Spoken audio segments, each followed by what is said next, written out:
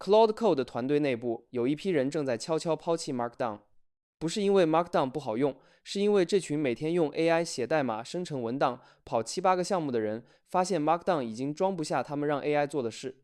5月8日，Claude Code 团队的 Tariq Shihapa 发了一篇2000多字的长文，标题就一句话：HTML 不可思议的有效性。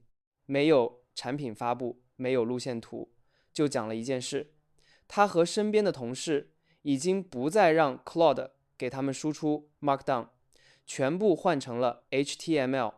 48小时内，这篇文章在 X 上冲到1000万级浏览量 ，Karpathy 出手转发，国内的科技媒体也跟着做了二手解读。Tariq 在文章里也没掩饰这是个人偏好，他形容自己是 HTML 极端派，已经几乎不在工作里用 Markdown 了。文章末尾他还留了一句半开玩笑的话，有点担心读完这篇的人会去把它做成一个相关的 skill， 让人猜测这会不会是 Anthropic 在推一个新特性，或者是内部的高频用户摸索出来的惯例。听起来像格式偏好的小迁移，但读完之后我觉得不是，它揭示的是 AI 工作产物的载体在被迫升级，这一层过去一直被忽略，升级完以后还顺带多出来一类过去根本没有的工作流，这个值得想一下。要看懂这场迁移，得先看懂 Markdown 当初凭什么赢，它不是偶然赢的，它在4件事上同时占便宜。第一，训练数据。互联网上大量的技术博客 Readme、Stack Overflow 回答、GitHub Issues 全都是 Markdown 写的。模型在预训练时被这些东西反复浸润，逐渐把用 Markdown 排版和看起来更结构化、更专业绑在了一起。第二， Token 经济。Markdown 的结构信号是局部的、轻量的，一个井号就是一个标题，模型不用维护远距离状态。HTML、JSON、XML 这些都得让模型在心里挂一个带闭合的站。Markdown 把这层心智负担几乎压成零。第三， RLHF 阶段的反馈。人类标注员看到排得整整齐齐的 Markdown 答案，本能的给高分。这种偏好在万次量级的标注上被模型完全吸收。AI 学到的不是什么时候用 Markdown， 而是用 Markdown 这件事本身就值钱。第四，零解析成本。Markdown 是纯文本，模型读它不需要任何前置解码，不像 PDF 要先把字符按坐标重排，不像 Word 要先拨那一堆 XML 标签。微软那个把 Office 文档统一转 Markdown 的工具 Markdown， 在 GitHub 上拿了12万星，它做的就是喂给 AI 之前的最后1公里清理。这4点叠起来你就明白， Markdown 不是因为人类好读才赢的，它是因为对 AI 也极其友好才赢的。这也是为什么你看到的输出也经常会带个井号、2个星号。所以这件事的真正含义是，对 AI 这么友好的格式，今天居然有人开始嫌它太窄，这才是值得停一拍的地方。问题不在 Markdown 身上，问题出在 AI 这一头。Tariq 在文章里讲了一个观察，他自己读不下去超过100行的 Markdown 文件，组织里别人也读不下去。这不是 Markdown 排版不行，是它的本质决定的。它只能承载一段从头到尾的文字流，可 AI 现在生成的东西早就不是一段文字流了。它要给你一份带架构图的规格文档，里面有数据流的方向，几个备选方案的并排对比，关键代码片段的对照。Markdown 只能把这一切压扁成一长串字。更尴尬的是 AI 自己已经在 Markdown 里挣扎的有点滑稽了。Tariq 贴了一张截图， Claude Code 想表达这个按钮是红色，但 Markdown 没有任何渲染颜色的能力，于是模型只好用一串 Unicode 的字符去拼凑一个看起来像红色的视觉。类似的还有用 ASCII 字符化的流程图，能用，但你一眼能看出来，模型想表达的东西已经被 Markdown 格式给限制住了。我想你看到这种东西，第一反应也应该觉得 AI 在努力表达，但是这个格式已经不配这个模型了。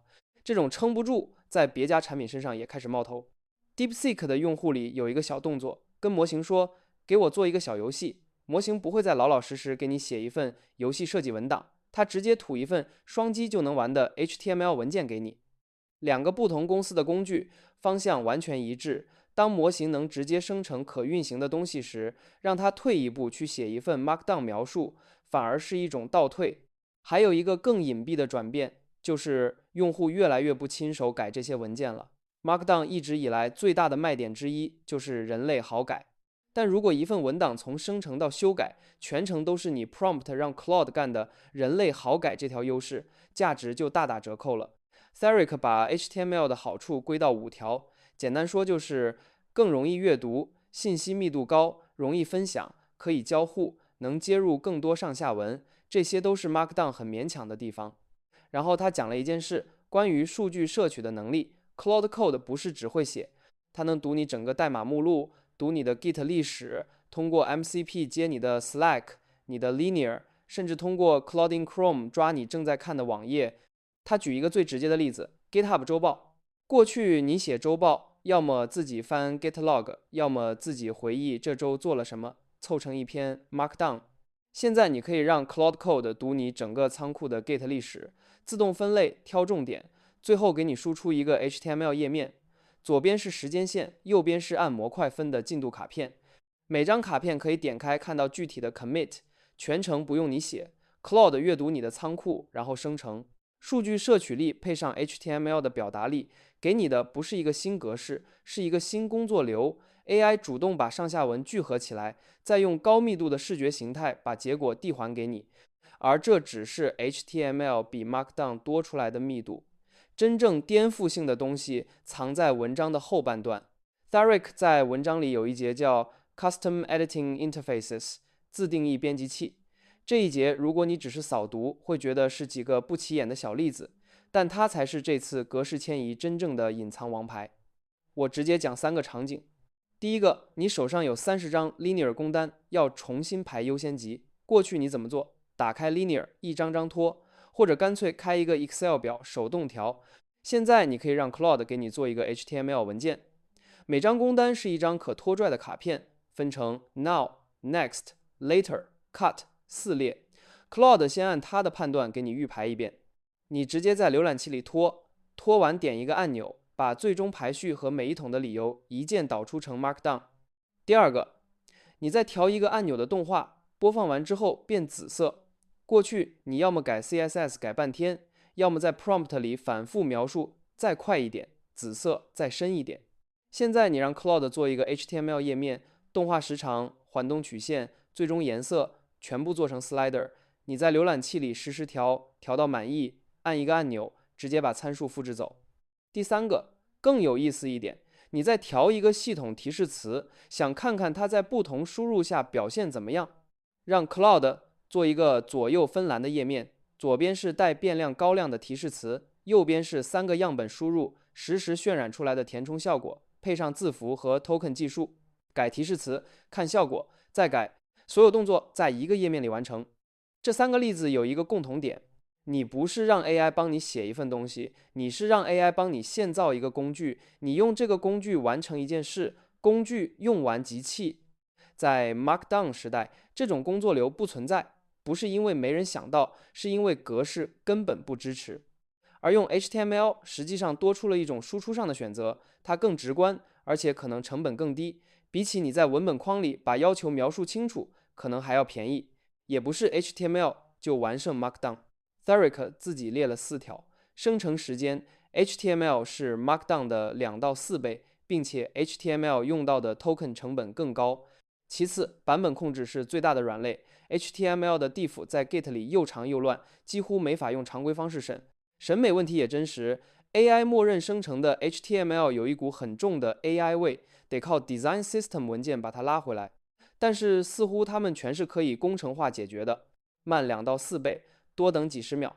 Token 成本被上下文扩展稀释，版本控制一次性工具本来就不进 Git， 审美给它一个参考文件 design.md 就行。当一个新选项的所有缺点都能被工程化解决，而它的优点是打开了一种原本不存在的工作流，那么这个迁移就只是时间问题。退一步看这件事，它真正告诉我们的不是 HTML 战胜了 Markdown， 是 AI 时代的工作产物这件事正在按用途裂变成3层。最底下一层我叫它协议层，这一层是 AI 内部彼此沟通用的，是 Claude 写给自己的笔记 agents 之间传递状态的中间文件 Claude.md 这种指令文件，被 Markdown 这类工具标准化处理后的资料库。这一层会继续是 Markdown 的，它会被使用，但不会被人直接读到。最终它会变成像 HTTP 那样的存在，所有人都依赖它，没有人需要看见它。一种格式最终赢的方式，从来不是被人歌颂，是被人遗忘。中间一层是界面层，这一层是 AI 给人看的最终产物，规格、报告、PR 解读、设计探索。这一层正在迁到 HTML。原因前面讲过了，信息密度、可读性、分享、交互。当然，也有人预计是最终的输出会是音频和视频。最上面一层是工具层，也就是前面讲的一次性自制工具。这一层的产物寿命最短，可能只活10几分钟，完成一次拖拽、一次调参就被关掉。这是过去根本不存在的一层。Tharik 这篇文章表面上是在推荐一个格式，背后描写的是这套分层的雏形。Markdown 没有死，它退到了协议层，反而扎得更深。HTML 接过了界面层，而工具层是这一代独有的，它过去根本没有对应物。如果你已经是 Cloud Code 的重度用户，所有零件其实都已经在你手里，能读 Git， 能读 Linear， 能输出 HTML， 能跑 JS， 缺的不是工具，是意识到自己可以这么用。今天这期视频最该留下的不是我以后输出 HTML， 是问一下自己，这周哪些事我本来打算让 AI 写一份文档，但其实它更应该给我一个可以拖的、可以调的、用完即弃的小工具。下次你打开 Cloud Code 之前，先想一下这件事。